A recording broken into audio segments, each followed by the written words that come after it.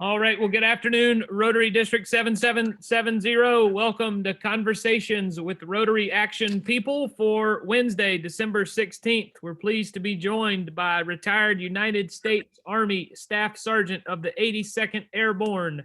Let's give a warm District 7770 welcome to Travis Mills. Travis, good afternoon, sir. Hey, good afternoon. Thanks for having me. I appreciate it. Sorry I couldn't be there in person. How is everything going for you? You know, as we said, we're cold in South Carolina, but I know you don't know what we're talking about because I'm sure it's much colder in Maine where you are today. Well, Fort Bragg, I've been to Fort Bragg. I lived there for a bit, so I understand, when it cuts through and it's cold out and people up here in the north laugh at us. I get it. I'm part of that crew. So I can understand what you're saying. By the way, wonderful, wonderful jacket. Hey, thank you. I wore it, just for you. So thank you for that. But I first need to start off, and everyone would echo these same sentiments, is, first of all, thank you for your service and thank you for what you do for the United States of America. I would love if you would start off this segment by telling us, how many years of service, where did you serve, why did you serve? How about Yeah. start off with that? Well, I'll start with the reason I served. So I was in college playing some football, and my girlfriend at the time said after the season was over, I should move back home for her. And I said, why would I do that? And she said, because I love you. And I said, okay. So then I quit that college, I quit that college, moved back home for my girlfriend who had a boyfriend. And I was like, well, I'm done with this because, I didn't like that she had another boyfriend. So I joined the military, and that's the reason I joined. But when I look back in my life, I'm like, how'd this all happen? How did I lose my arms and legs? It's her fault. So I'm not really quite over that yet, but I'm just kidding. So no, I joined after a semester of college, realizing college wasn't my thing in 2006. And I was at Fort Bragg for 6 years. I did 3 deployments and had a great time, going overseas. And then my wonderful wife, who was my medic's little sister, I met her online in my first deployment, and we got married shortly after, and we've been married 12 years now. So, can you share or remember anything about the day you were injured? Oh yeah, absolutely. It was a nice spring day. The air was crisp, kind of cool. No, I'm kidding.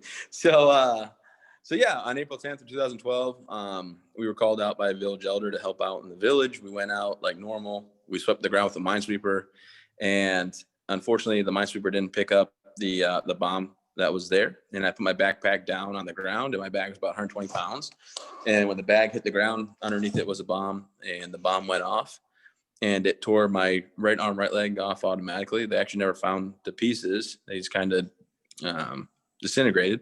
And my left leg was still there, but dangling with some muscle and tendon. And my left arm was blown out at the wrist pretty bad.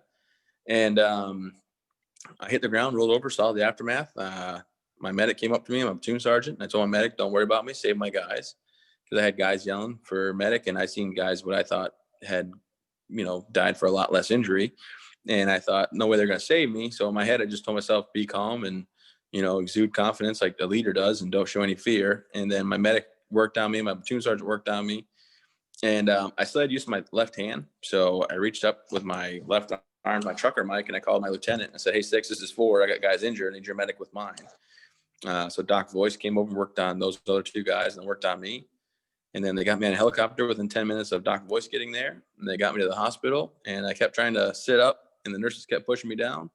And finally, after about the 5th time, the nurse said, Sergeant Mills, I don't know how you're still awake right now, but you need to go to sleep. And they knocked me out. And that's when I don't remember much because they medically sedated me. And then I went into 14 hours of surgery with 9 doctors and 7 nurses working on me.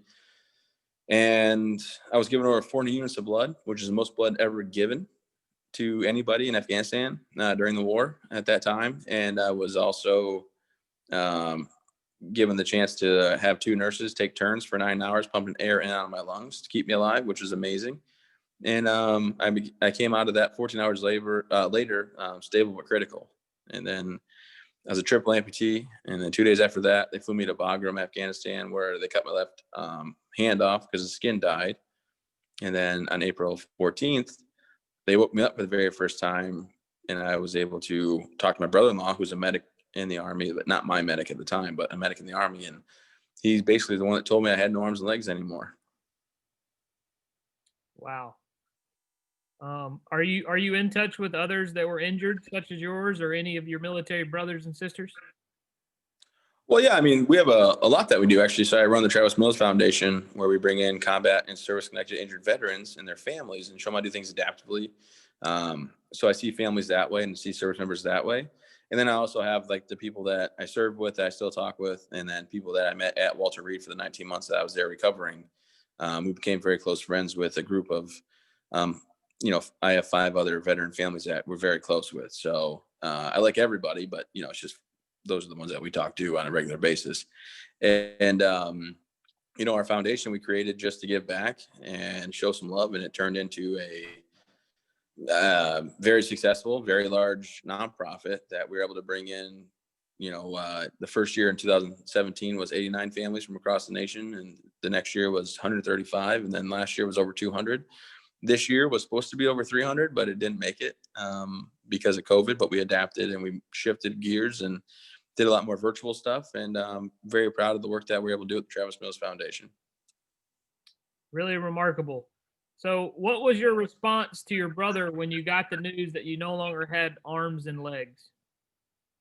Only thing I said was, "Oh," and then because I asked if I was paralyzed, and he said no, and I asked again, and I told him it's okay, you don't got to lie to me, I can't put my fingers and toes. And he told me he didn't have them, and I said, "Oh," and then I had about 3 hours of silence. Like the doctors would ask me questions, the nurses, the doctors, and I just ignored them because I was like, I don't want to deal with this. I have my own, questions. Am I a bad person? Does God hate me? What did I do wrong in life to deserve this? How can I be a husband and a father? I had the Lieutenant Dan moment of like, why didn't I just die?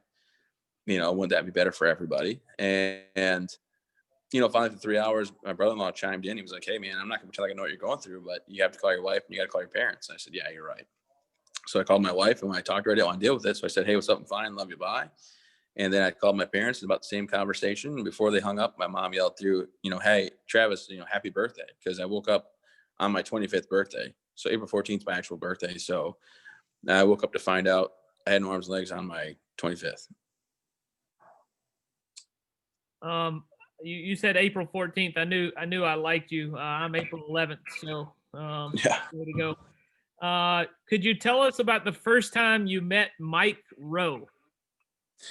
Yeah. First time I met Mike Rowe was at a science convention, I think they called it. It's like the National Science Convention. And Lockheed Martin asked me to do a presentation about STEM and how STEM has helped my life, going forward from being injured. And Mike Rowe was there for something else. And someone said, hey, Mike Rowe's here. So we went to try to meet him. And they went and told Mike, they said, hey, we got a guy who wants to meet you. And, Mike Rowe was like, well, tell him to come in here. And he's like, well, we need to go over there. And he goes, what, his leg's broken? Or made some comment like that. And they're like, well, you're going to feel bad about that. And then he came in and talked to me, and we've had a friendship ever since. And he's a wonderful guy. The only thing I can say that's, Mike Rowe's problem is he always wants to be the funniest guy in the room, and I'm funnier than him. And it's just a fact of life. No, wonderful guy. And return of the favor, he did the episode for us where they built the ropes course. And, just a wonderful human being doing good things. Do you or would you consider a service dog? I don't. I have a yellow lab right now. That's he's such a good dog. Like this morning, my son yelled at him, and he was crying because he ate half of his breakfast sandwich off my son's plate. So he's not a service dog, but we've had him for 12 years. And my wife tried to get a service dog, but it didn't listen. And I didn't. My wife would like one, I think, for me, but I don't want one. I just feel like I can't really walk a dog, and if it pulls away from me, it pulls my arm off. But I think they're wonderful people that do have them. I just personally, it's just, I look at like, how am I gonna pick that poop up if he poops in public? I think about the hard things, right? But no, it's great. A lot of guys have them. A lot of service members have them, male and female. And I think they're wonderful companions. It's not in the cards right now with the dogs I have. Gotcha. So, in doing some research about you prior to coming on today, there was one thing that's kind of stuck with me, and that's your motto that never give up, never quit. Can you tell us about where you adapted that from and what that means to Travis Mills? Yeah, absolutely. There's a guy that used to use it, but he has no following. So I took it from him, and I told him, don't ever say it again. And no, I'm just kidding. No, actually, I was working out. And when I was working out, the therapist said, hey, you know, you can take a break, you can stop or rest. And I told her I'm never going to quit or something like that. And I kept just saying, I'm never going to give up, never quit. And it stuck. And my speech therapist, not speech therapist, my speech coach, because my public speaking, I had a coach down in Texas.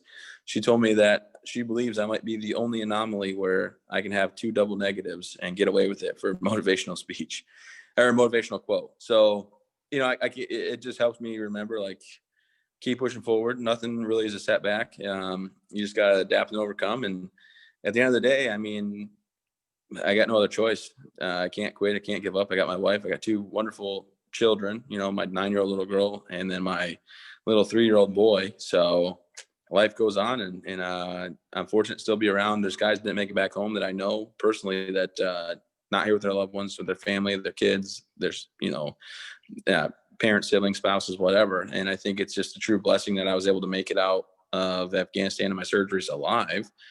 And that's why I always continue to do good in the world, or I try to anyway. Did you ever feel you weren't going to make it, or did you ever feel like quitting? You know, my book would say that I did say like I wanted to quit. And I think there was a time in the hospital when I was doped up in Germany on my transition. I might have been a little bit more frustrated about everything that happened and questioning why it happened between the April, 15th, 16th, and 17th. But once you realize you really can't, there's no like pause button or rewind button on life. You just got to push forward and roll with the punches. So talk to us now about the toughest barrier you've had to overcome in your life. It's all mental, right? So I have a prosthetic hand that opens and closes and rotates. I feed myself. My prosthetic legs, I walk everywhere I want to walk. I drive. Like I'm in an office right now. I drove here with my prosthetic foot. So, that's things I can do. Like this morning, you guys can't tell. My eyes don't look red, hopefully, but my mom and dad had to go back to the airport this morning, but they took the 5:30 flight. So I got up at 2 this morning.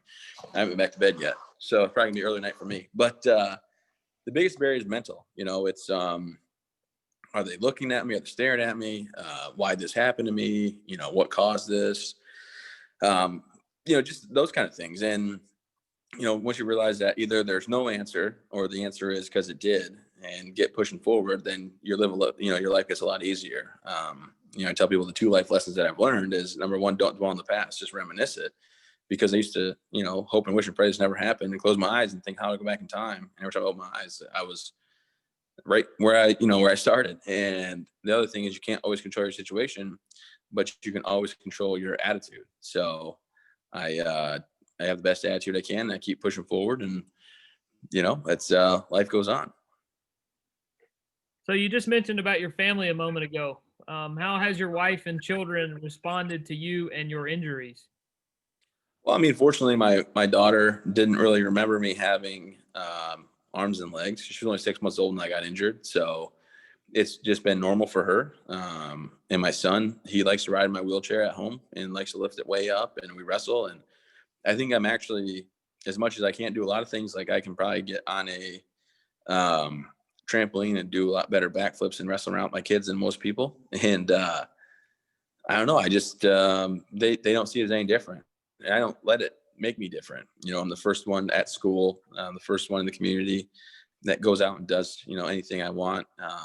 As far as like helping or speaking up, I don't shy away from people staring at my injuries. I educate them on what happened and let them know it's fine to be curious. Like I understand that. And then it's pretty cool because the town I live in Maine, or the area, I should say, everybody kind of knows me already. So it's less of like, oh, what happened to that guy, to, oh, like, oh my gosh, that's Travis Mills. Like I want to get a picture with him, all the work he does. So I think just changing the narrative has really helped, me overall, but also will help my kids in the future, because, there's nobody going to make fun of my kids because their dad has no arms and legs. So my kids will be like, well, my dad's like a robot, like Iron Man, and he'll crush you or something like that. So I don't think it's affected them.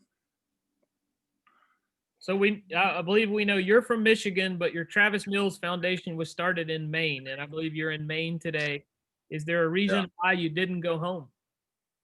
Yeah, my wife is from Maine originally, and I said, let's go to Michigan. She said no. And I said it one more time. She said no again, but then she took my arms, legs away and put me in the closet. And until I agreed that we could move to Maine, she didn't give them back. But the truth is I don't do well in the heat, so I wasn't going to go south. No offense. I love it, but my blood circulates faster. So when you release heat from your body, it's head, hands, and feet. I'm missing 4 of the 5. My blood circulates faster. So unfortunately for me, my body's always warm. And then a third of my body, because my prosthetic legs are capped off. So it's like having wool socks and rain gear around a third of my body. So even though there's like snow on the ground, and it's only like 15 degrees out today, like I'd rather take this over the hottest day you guys have, in South Carolina or Texas, where my wife, moved when she was 11 and wanted to go to. So how is the foundation that you started funded? So it's all, private donors and big businesses and things like that. It's 501c3. And we're very fortunate to have just people that care and want to donate and understand that we're going to be the best steward of the donation that's out there. And, I don't take a dime. My wife doesn't get paid. We're on the board. I'm the president, but it's all about giving back. And I'm just excited about the fact that I get to help, these service members and their families, and show them that they can go kayaking together. They can go horseback riding or archery or kind of whatever that they either one want to do and have never done, or two, don't think they can do. And we show them that you actually can. And, it's been going really well, but the funding all, comes from people that care, that believe in the mission, and understand that, we're going to do the best thing we can always, and stretch every dollar to its maximum potential. And in the chat box, folks, we have posted a link to Travis's website and also about the book, which we're going to actually get to here in just a little bit. So tell us about the documentary that's been created on your injury. Yeah, absolutely. So Travis's Soldier Story, some people out of Texas wanted to do it, out of Dallas area. I became very good friends with them. Matter of fact, I was just with them a couple of days ago at their house in Dallas, and it's called Travis Soldier Story. It's 2014 GI Film Festival Award winner. It's kind of unique in the sense that my medics that saved my life, my guys got injured with me, are actually reenacting everything and in the documentary. My brother-in-law is in the documentary, my wife, my daughter, my parents, my in-laws. And it's pretty cool because a lot of documentaries don't get the actual people that went through it to actually reenact it. And I'm proud of it. It's an hour long. And if you guys want to check it out, just Travis, a Soldier Story. All right, now let's talk about the book, As Tough as They Come, and then tell everybody where it's available for purchase. Nationwide. Tough as They Come is available in any bookstore, Amazon, Sam's Club. I think I've seen it at Sam's Club, Walmart. It's kind of everywhere. It's pretty awesome that they have, the ability to sell it everywhere. It's a New York Times bestseller.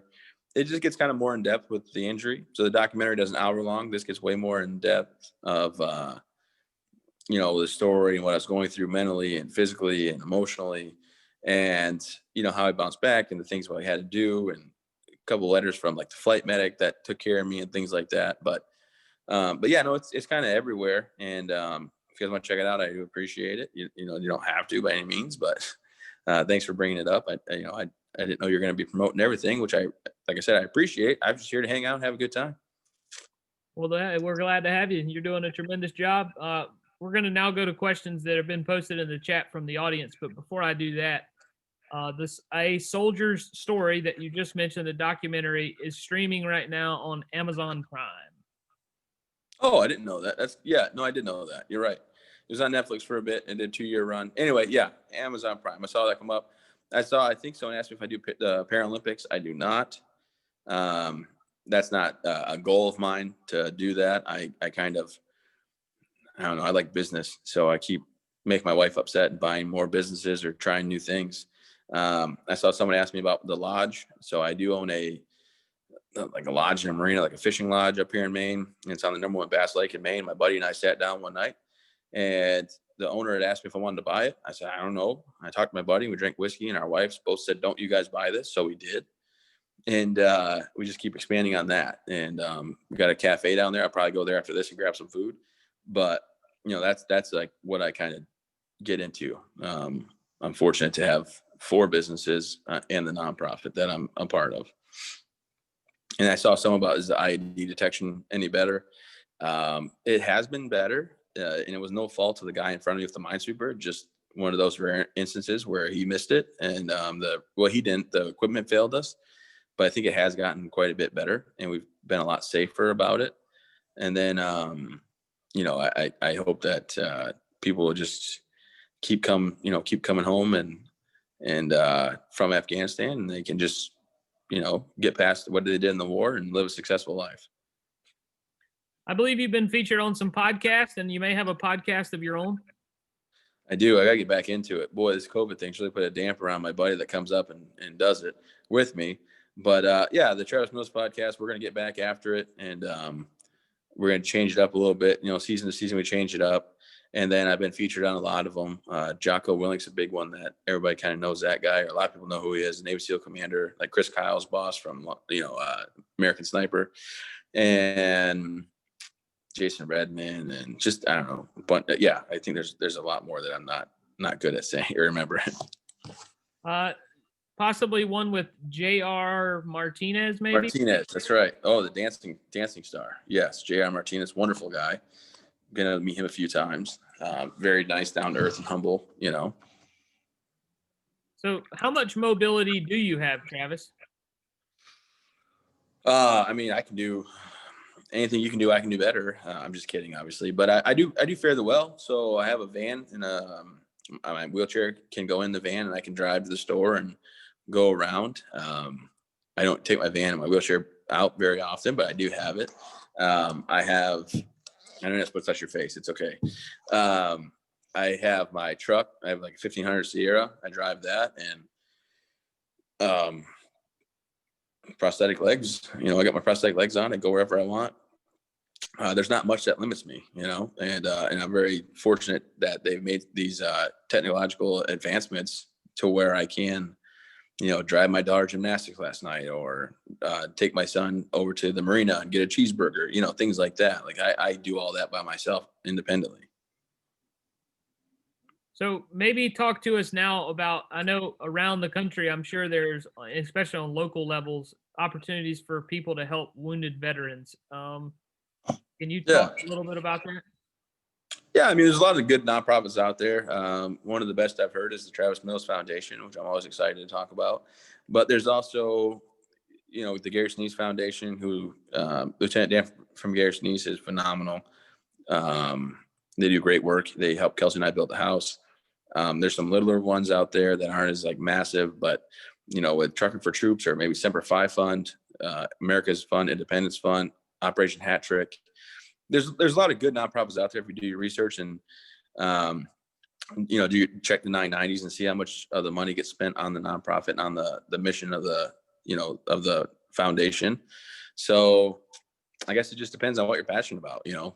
Just because I have my own nonprofit doesn't mean I don't donate to other nonprofits. My buddy David at Adaptive Training Foundation, I was just there, did a 2-week course with him where he takes civilians and military people and that have been in horrible accidents or IEDs or shot or just crazy things, and helps them, regain their independence, which is awesome. And I just, I encourage everybody to find out what they're passionate about. My biggest passion outside of the military nonprofit of the Travis Mills Foundation and Adapt Training Foundation, those ones I mentioned, is, children nonprofits. It's never a kid's fault, I don't think. So I always try to give back, and, one kid going hungry, that should never happen. So it doesn't matter if the parents are good or bad. It's just, it's never a kid's fault, I feel like. So I'd rather try to help in that area, as well, rather than be negative about the parents or the way they're living. I just try to, figure out how I can lift the kids up and help them out too. So how do you select the charities or good work that you do support? I support a lot of local ones here in Maine, as well as the ones I mentioned, like Gary Sinise Foundation, I know them. Adapt Training Foundation, I know them. Trucking for Troops, I know them myself. And then there's a nonprofit here in Maine called Full Plates, Full Potential. And, I know them personally, so I like to support them and do what I can. And, it's more about doing your research and understanding how much of the money is getting spent on the mission. And everybody has a 990, which is like their tax form that you can go online and look at. If they don't have it posted, then I would recommend you don't donate there, because they're hiding something and they shouldn't be hiding anything. We have a viewer watching here that runs an agency that works with formerly homeless veterans. How can we best help them, particularly with PTSD? There's a program out there that my foundation does actually. It's called the Warrior Path program. It's geared towards post-traumatic stress. And what it is an 18-month course to sign up for. But the first week of it is at a retreat setting. So there's 10 other facilities set up around the nation, us being one of them. And you come out for the week, you get the specialized training. And the whole focus is you were built up to be a service member, but never broken down to be a civilian. And it's free to the service member. There's a grant. It's already funded. So if anybody wants to do that, if you go to the Travis Mills Foundation.org page and then click on Warrior Path, and that's PATHH, you can actually sign up for that and they can come for free. So there's that program. There's a program called Home-Based Program. And those are the two that I recommend. I would recommend either Boulder Crest Foundation with Warrior Path or Home-Based Program out of Massachusetts. As far as the Army is concerned, are you a retired staff sergeant as far as pay is concerned? Yeah, I'm retired with a pension. So retired staff sergeant, what people call me. I go by Travis, but either way, I get it.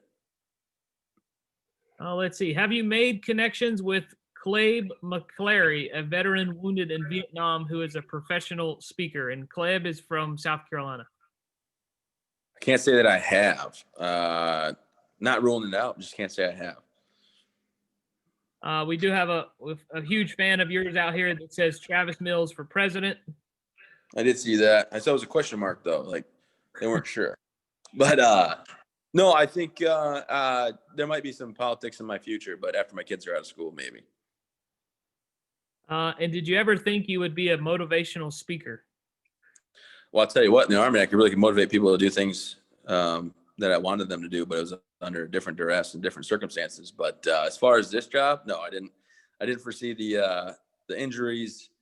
I didn't think I had much going on after the injuries. And then I guess my demeanor and my overall attitude went back to how it used to be. And people thought it might be something fun for me to do. And the truth is I enjoy it. If I didn't enjoy it, I wouldn't do it.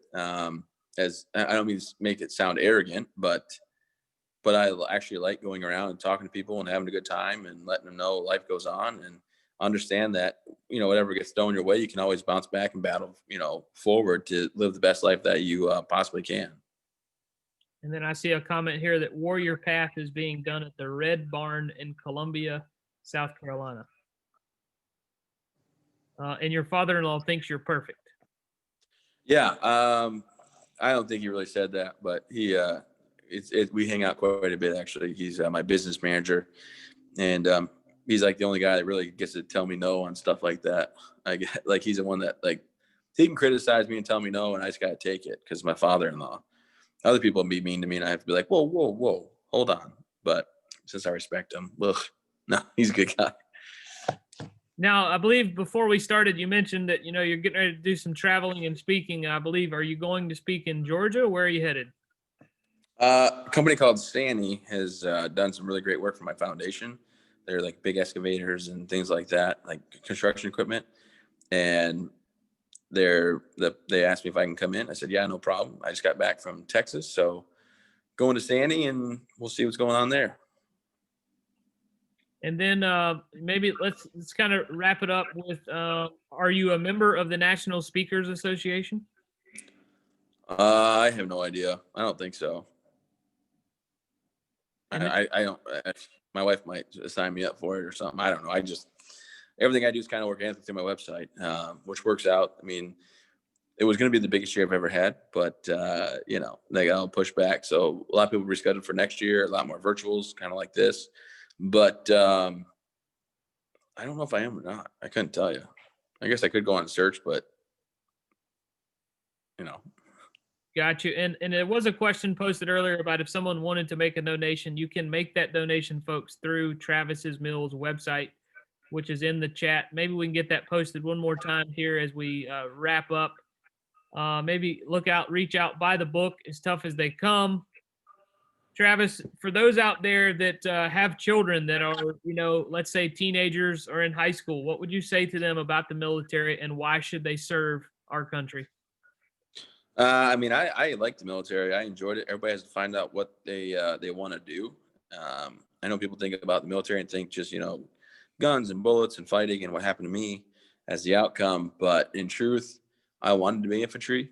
I could have been a lot of other jobs, and there's 254 different jobs in the military. So you could go on there to be a reporter for the Armed Forces News Channel and become like a news anchor on that network for the Army. You can be a combat photographer. You could be interior designer, construction like worker. So my biggest thing, my uncle told me this when I was going in, he just said, make sure whatever you do, it works for you. Make the Army work for you as much as you work for the Army.